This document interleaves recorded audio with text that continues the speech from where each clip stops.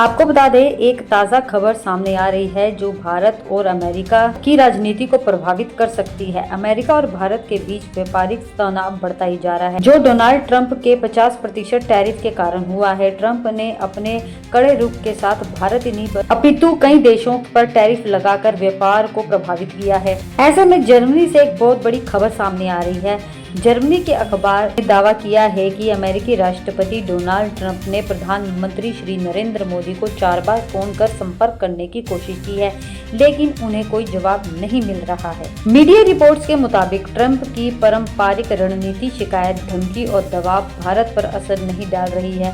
भारतीय अधिकारियों ने इस दावे पर अब तक कोई आधिकारिक प्रतिक्रिया भी नहीं दी है। ट्रंप शायद भूल चुके हैं जो उनके टैरिफ से आर्थिक स्थितियां खराब हो रही हैं, उसका असर अमेरिका की आर्थिक स्थिति पर भी पड़ सकता है। उनके टैरिफ लगाए जाने के बाद से उनका मित्र देश जो भारत कहलाता है, उस पर भी इसका प्रभाव पड़ चुका है। रिपोर्ट कहती है कि मोदी सरकार अमेरिकी दबाव में आकर भारत का बाजार अमेरिकी कृषि कंपनियों के लिए नहीं खोल रही है। साथ ही रूस से तेल आयात भी जारी है। ट्रंप का आरोप है कि यह खरीद पुतिन की वार मिशन को फंडिंग देती है, लेकिन भारत अपनी ऊर्जा सुरक्षा को लेकर समझौता करने को तैयार नहीं है। अगर हालात नहीं बदलते तो अमेरिका भारत पर 50% टैरिफ लगा सकता है। इसमें 25% शुल्क व्यापार असंतुलन और 25% रूस से तेल सौदे की वजह से होगा।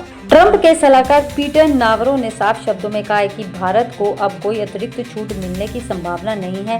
रिपोर्ट में कहा गया है कि मोदी अमेरिकी राष्ट्रपति के मीडिया स्टंट का हिस्सा बनने से बच रहे हैं। हाल ही में वियतनाम के साथ ट्रंप ने बिना वास्तविक समझौते के ही सोशल मीडिया पर डील का ऐलान कर दिया था।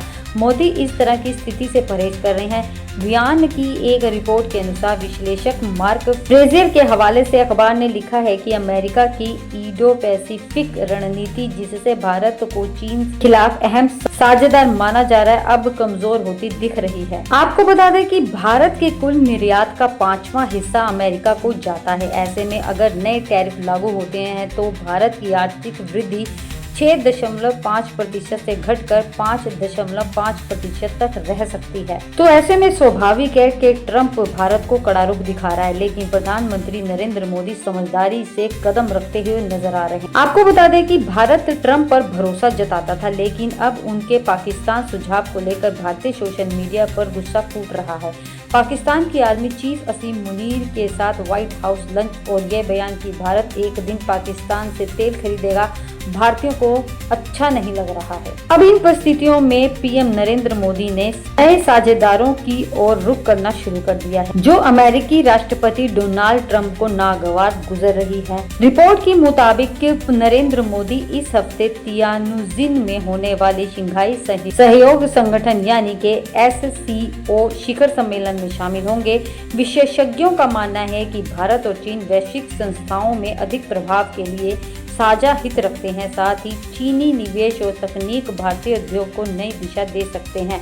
यदि कुछ ऐसा होता है तो ट्रंप को झटका लगना लाजमी है, क्योंकि प्रधानमंत्री नरेंद्र मोदी ने अब तक ट्रंप का फोन नहीं उठाया है, जिससे ट्रंप के लिए खतरे की घंटी भी हो सकती है और भारत के साथ अमेरिका के संबंधों में भी दूरियां आ सकती हैं।